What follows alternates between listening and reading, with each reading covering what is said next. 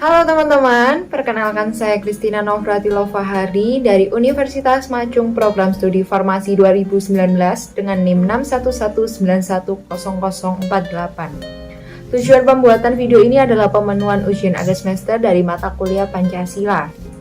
Nah, di video kali ini saya akan menganalisis dua artikel. Yang pertama saya ambil dari jurnal dan yang kedua saya ambil dari Kompasiana. Kita masuk ke artikel yang pertama terlebih dahulu, yaitu saya ambil dari jurnal Pancasila dan Kewarganegaraan atau JPK yang ditulis oleh 3 orang, yaitu Anis Sulianti, Yusuf Effendi, dan Halimatus Sadia.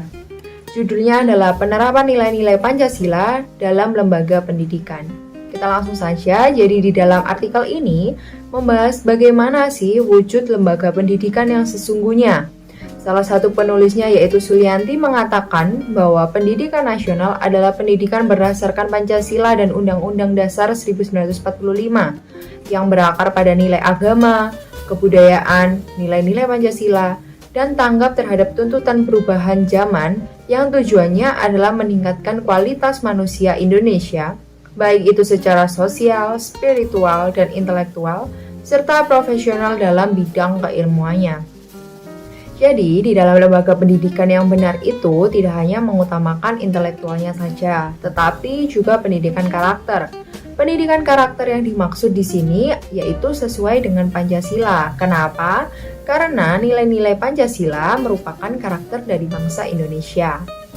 Dan yang harus memiliki karakter ini ternyata tidak hanya mahasiswa atau murid, tapi adalah seluruh warga lembaga pendidikan, mulai dari guru, dosen, dan staf karyawan lainnya. Kemudian jika dikaitkan dengan fenomena sosial di tengah masyarakat, rata-rata instansi pendidikan saat ini sudah mulai sadar. Mereka tidak hanya memberikan pendidikan secara intelektual, tetapi juga memberikan pendidikan karakter. Lalu, karakter lembaga pendidikan seperti apa yang sesuai dengan Pancasila? Kita akan bahas satu-satu. Berdasarkan sila yang pertama, yaitu ketuhanan yang Maha Esa, tak sedikit sekolah-sekolah dan perguruan tinggi yang masih memberikan pelajaran agama hingga saat ini. Agar apa? Agar muridnya memiliki nilai spiritual dan tidak lupa dengan penciptanya. Selain itu, seharusnya tiap-tiap lembaga pendidikan itu menyediakan fasilitas tempat beribadah sesuai dengan agama dan keyakinan dari setiap peserta didik. Memang susah kalau harus mendirikan 6 tempat ibadah sekaligus, tapi paling tidak ada minimal 1 tempat ibadah, biasanya adalah masjid atau musola. Itu pasti ada bagi umat muslim untuk beribadah. Itu sudah termasuk memenuhi karakter Pancasila yang pertama.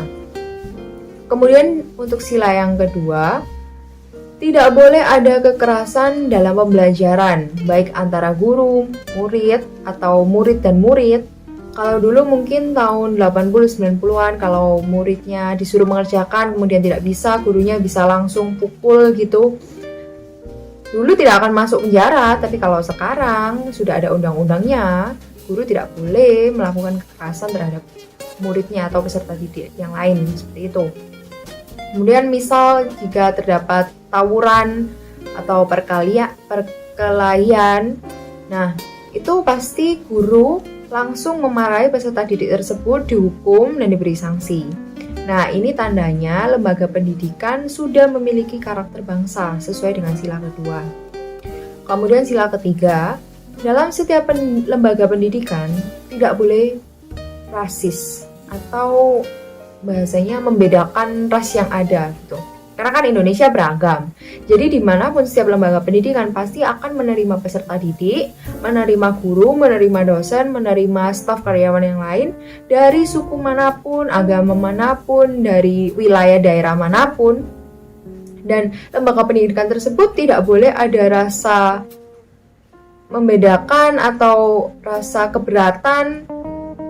Karena kita Indonesia itu beragam. Jadi kita kalau mau memiliki karakter bangsa seperti sila ketiga, kita tidak boleh membeda-bedakan ras yang ada. Seperti itu. Kemudian sila yang keempat, biasanya peserta didik seringkali dilatih untuk memecahkan masalah dengan berdiskusi. Kalau di kampus saya, itu selalu ada forum-forum atau biasanya kita sebut forum terbuka. Di sini fungsinya agar mahasiswa bisa menyalurkan aspirasinya dan bisa didengar dan langsung ditanggapi oleh para dosen yang ada. Kemudian, jika sesuai dengan sila kelima, adanya peraturan-peraturan secara merata yang dapat diterapkan ke seluruh lembaga pendidikan, sehingga tidak ada yang merasa bahwa keadilan hanya untuk yang mempunyai kedudukan saja. Kemudian, jika dalam pembelajaran, misalnya nih guru atau dosen, mereka tidak boleh pilih kasih, tidak boleh memberikan nilai secara subjektif, mereka harus memberikan secara objektif, harus mampu menyelaraskan hak dan kewajiban peserta didiknya. Nah, kemudian dari artikel ini saya ada sedikit catatan kritis yang membuat saya cukup menarik. Mengatakan seperti ini, nilai-nilai Pancasila adalah sumber dari karakter bangsa, budaya, dan pendidikan yang harus diwujudkan dalam kehidupan masyarakat luar tanpa terkecuali, khususnya peserta didik yang akan menjadi generasi muda bangsa Indonesia. Selanjutnya yaitu artikel yang kedua ditulis oleh Ocehan Burung dari Kompasiana. Judulnya adalah Kriteria Memilih Pemimpin Menurut Pancasila. Jadi dalam artikel ini membahas tentang kriteria-kriteria yang sesungguhnya untuk menjadi seorang pemimpin yang baik. Tentunya sesuai dengan nilai-nilai yang terkandung dalam sila Pancasila, mulai dari sila pertama sampai sila kelima. Menurut artikel yang ditulis oleh Ocehan Burung, seorang pemimpin yang baik adalah seseorang yang telah memenuhi minimal 3 kriteria dalam sila-sila Pancasila. Jika dihubungkan dengan kehidupan masyarakat saat ini, pada bulan Desember kemarin, telah dilakukan pemilihan kepala daerah serentak di seluruh Indonesia. Dalam kasus ini, kebanyakan masyarakat itu masih bingung untuk memilih siapa yang akan menjadi pimpinan dengan alasan mereka tidak tahu, bahkan tidak peduli siapapun calonnya. Dengan demikian, kita bisa menggunakan cara ini agar tidak salah dalam memilih pemimpin yang baik. Meskipun kita tidak tahu dan tidak mengenal calon tersebut, akan tetapi dalam diri orang tersebut memiliki sifat atau kriteria sila-sila Pancasila. Dalam sila pertama, seorang pemimpin harus berketuhanan yang Maha Esa. Bisa juga diartikan pemimpin tersebut memeluk agama dan kepercayaan dan pemimpin tersebut tidak ateis.